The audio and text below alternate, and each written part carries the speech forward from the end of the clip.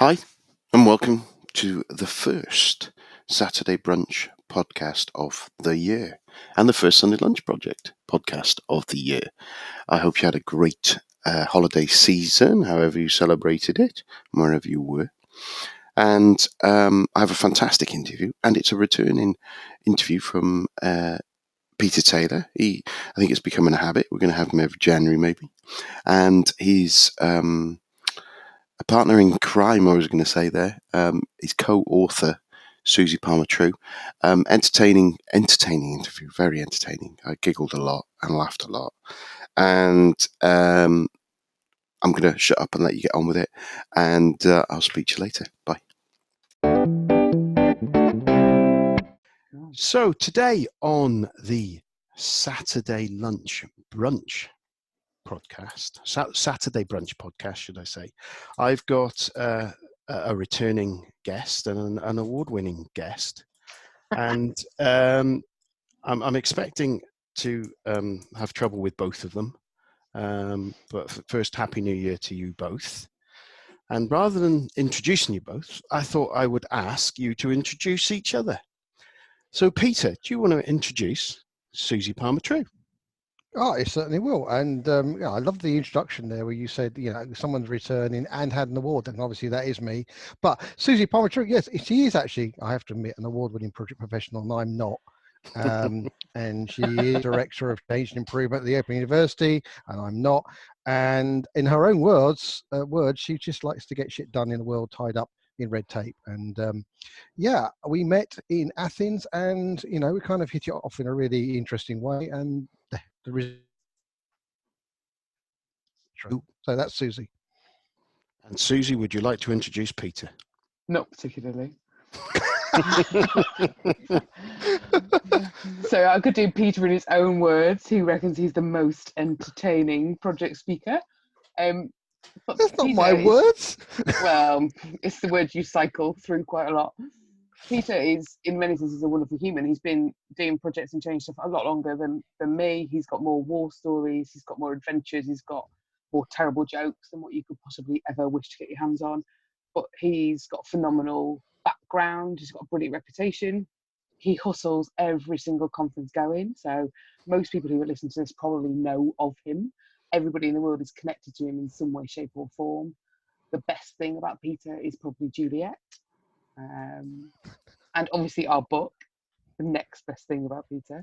But Peter's been both a great support, a great mentor, and a great friend to me during this process. And that's probably the nicest set of things I can say about Peter. Thank God we recorded that. It's brilliant. I'm going to keep a copy of that. Cool. So obviously, one of the key things, I'm trying to break the American market. So obviously we'd have no swearing on the podcast for today. And I know you guys will keep to that. So the main reason we're there is about your book. So who wants to tell me how you meet and why you started writing it? And what's it called? Well, we can't even say what it's called. We can't swear. Project management. I am joking, obviously. Well, the book's called Project Management. It's All Bollocks, a complete exposure of the world of the value of project management. And Susie can tell you how we met. It was a magical moment in Greece. So Peter and I both were at a conference in Greece. We've both been invited separately. In many senses, we didn't really know who the other person was. Obviously, I'd stalked Peter adequately to recognise him across breakfast and to be able to point him out in a slightly stalkish way. We both went to this conference and we were generally chatting. And you find at conferences you get wrapped with people who know better than you, who know more than you, who are bigger, quicker, faster, stronger. And me and Peter were having sort of a general chat around the profession, what we're doing, what we're not doing, and the culmination was basically it's just all a bit of bollocks.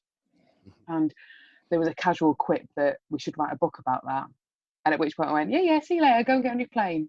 And 8 weeks later, Peter got in touch and went, I think we should definitely write a book about that. And that was the beginning of the next phase of ideas, banter, bullying, and here we are. Yeah, it's an abusive relationship. And the truth about what actually happened was we were at a conference. I was opening keynote speaker because I was more important than Susie. And I was Susie, just average, at that time, although she's fabulous now, clearly. And Susie got on with my lady Juliet, and they sat next to each other, and they basically took the mickey out of me mercilessly for the rest of the conference, really, until I left. And they continue that whenever we get together. But there was a spark, and there was something about Susie and her kind of attitude and say it like it is. And in my own words, as I said in the book, really, writing, he said it's 10 years since the latest project manager, and I've been in project management for way too long, really. But it was quite refreshing to write something, and she was wonderfully challenging, bloody difficult at times. Sorry, American audience. But she has actually helped stop me becoming a boring old fart of project management, which is kind of at the heart of a lot of the things we share, really, in the kind of our attitude and thoughts about the project management community at large. Fantastic. As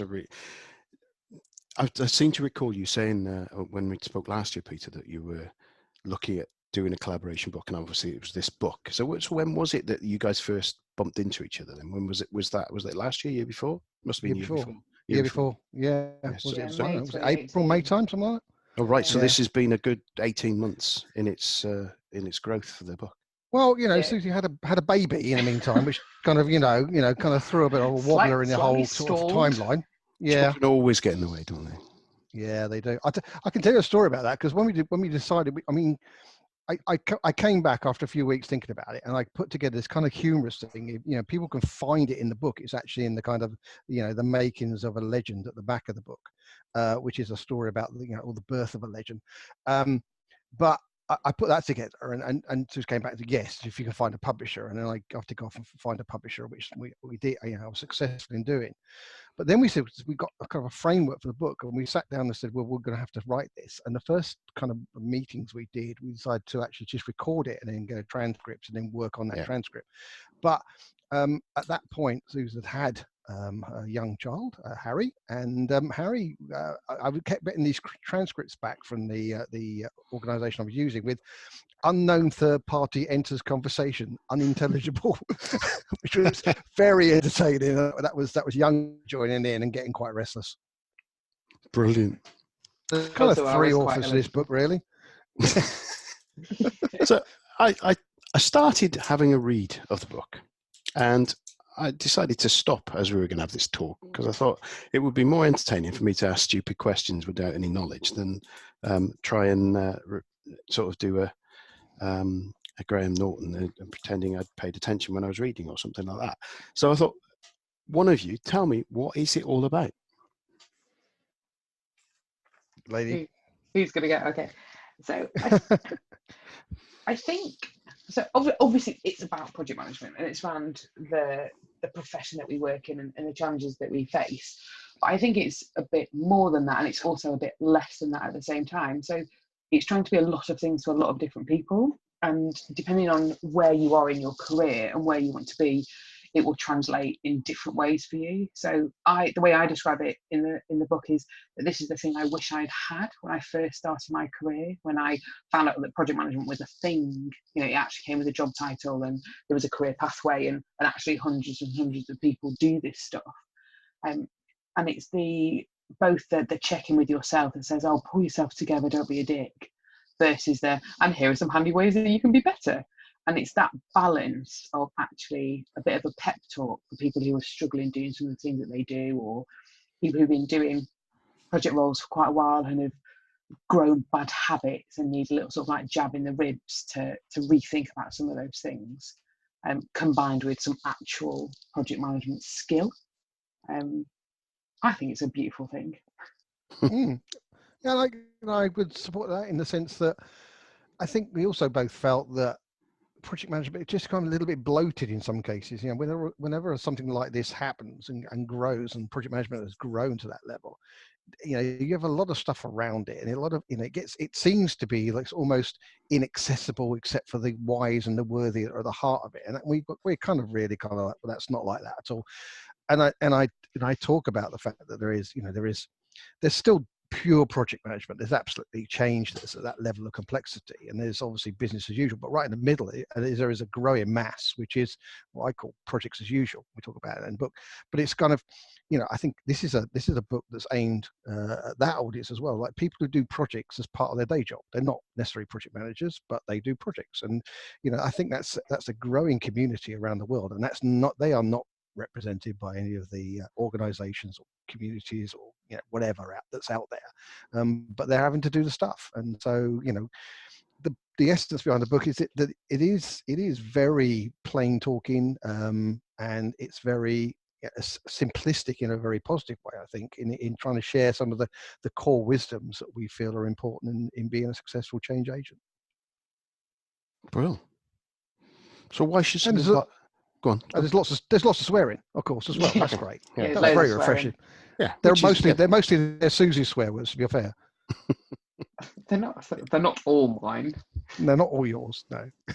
I have noticed that you've kept the theme in all of your sort of social media promotion stuff of the sort of irreverent feel to it, which I think I find quite refreshing from a promotion point of view, and refreshing from the bits I did start reading on it, in that it kind of reflected the conversations that I experience in the day-to-day environment that you work in, rather than it being the kind of very what's it called, sort of starched collar feel to some of the other publications that are out there. I think that's right. God, sorry, sorry, Susie. I think that's really true. I say that, in part the book's dedicated to rough diamonds, because actually the conversations that we have are rough. There's nothing polished other than some exceptional editing in the book. There's nothing polished in terms of what we say. It comes from that gut feeling, it comes from experience, it comes from our heart. And for some people, it will really resonate and you'll get it, and therefore the book is for you. And some people, you'll be like, pass me a body of knowledge. And it will sit really, really differently, but it's very much around being quite blunt and in some cases quite brutal, but obviously in a caring, supportive and loving way. Yeah. And I think, if I reflect back, the later project that came out, all those years ago, it was successful, I think mainly because it was refreshingly different. It was short, hopefully funny in places, but what people have told me is that it was also quite honest. All the stories in it are where I completely screwed up and kind of learned something. And at that point, every single book I'd read on project management was a world of perfection, and nobody ever made any mistakes. And so, in some ways, this is a kind of a revisiting of that kind of approach to it. I really do believe that this has been for me one of the most exciting books I've written since The Lazy Project Manager. And, I really think it could be as big, if not bigger than The Lazy Project Manager, because it talks to the people. And I think that's always important. I've been rejected on goodness knows how many serious conferences for not putting in a decent paper and stuff like that. And frankly, I don't care, because actually I talk to the masses that are out there who are doing the day-to-day project or change work that's out there. And do you think that I got a theme, because I attended the PMI Synergy event in the UK in November. It was a fantastic event, and so Randy Black was talking about the project economy. Yeah, I think that kind of talks to what you were saying before around that. And do you think that real are the people who are going to be picking up this book and seeing this book, do you think they're going to be the project professional, or are they going to be the person who doesn't even realize they're a project manager, maybe, until someone says, well, why don't you read that? Do you think that's, or is it going to get clearly we think they all should read it. I think anyone 16 million out there in the world at the moment, so they all should read it, clearly. Yeah. From my point of view, I think I'd be happy if both communities read it. I would be very sad if the people who didn't realize they were project managers didn't read it, because I think it'd be more as valuable to them, in the sense of giving them the basic understanding of what they need to think about, the priorities. We talk about the 7 key sort of kind of things you should focus on when you're kind of delivering this project change. That's my view, but only clearly we'd love everybody to read it.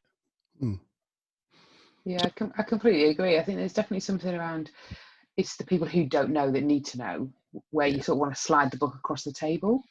And that's in part because part of the thing we're trying to do is to create space for those people to think and do differently in a project world that is a profession, but it needs wiggle room for curiosity and mistakes and a bit of creativity. And this is our first attempt to try and create some of that space. Cool. Yeah, I get that. Oh my goodness me, that was scary. That was suggesting she might want to do another book. Oh, goodness me. Yeah, I think you'll find the title's about halfway through, isn't it? I would say, I mean, the other thing I'd say is, like, you know, even if you're a project professional, you know, even if you're out there with your, you know, your PMP or you know, alternative certifications are available, etc., then once you've got your body of knowledge on your desk, then the antidote to the is, you know, management bollocks. So you should have both. And you say, why should people buy this book? Well, because it's small and it's short and it's bright pink. And thanks, Susie, for that one. And it can be far more interesting to read. Super. It's got bollocks across the front.